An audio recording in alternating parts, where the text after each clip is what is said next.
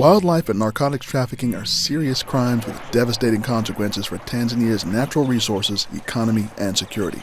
And one of Tanzania's most visible resources, its elephants, are in danger of being wiped out, victims of poaching for their ivory. When you look at the elephant population in Tanzania in 2009, there were 109,000 elephants here in Tanzania. 5 years later, it's down to 43,000. I mean, those numbers are just devastating, and you can easily see a scenario in which there'll be no more elephants in Tanzania. The joint effort between U.S. Customs and Border Protection, the U.S. Department of State, and the Republic of Tanzania arrived at a unique solution to the problem, using animals to protect animals.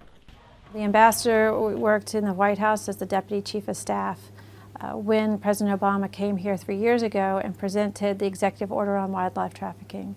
The idea for the program was presented to Commissioner Kurlikowski on his trip last year, and it snowballed into the great program we have today.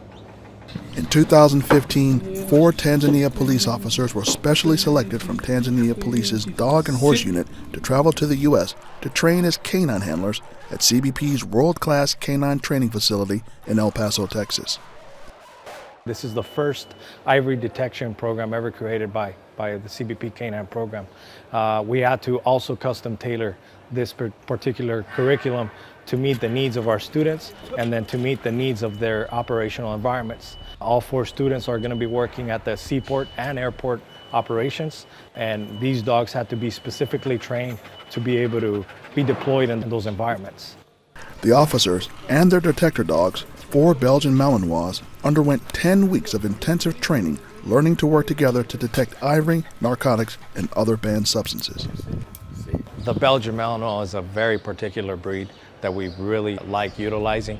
Just like in the southwest border, we have a lot of areas with hot weather and really rough terrain. This Belgian Malinois has been able to naturally surmount a lot of these obstacles based on their genetic lineage. The 10 weeks were rigorous, but at the end, the Tanzania handlers were certified and returned home, while the canines continued their intensive training at the CBP K-9 Center in Front Royal, Virginia. Finally, in February, the 4 detector dogs, along with 2 of their CBP K-9 Center trainers, journeyed to Tanzania to reunite with their Tanzania handlers.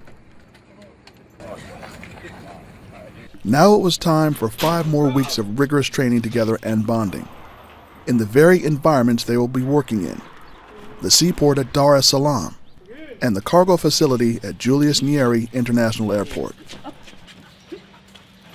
Being out here, we were able to adapt based on what we're seeing as challenges, resources, and adapt and create a 4-phase in-country training that would allow us to accomplish the final mission.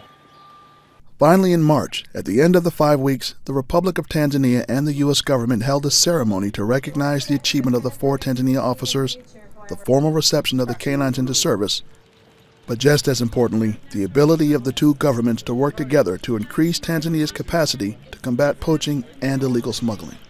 I want to record here that we deeply appreciate the efforts that the United States government is taking to cooperate with our government to ensure the survival of these big populations of wildlife that are still available in the wild. The one thing that we've understood since we've been in country is this is not a one-man's fight. This is truly a team effort.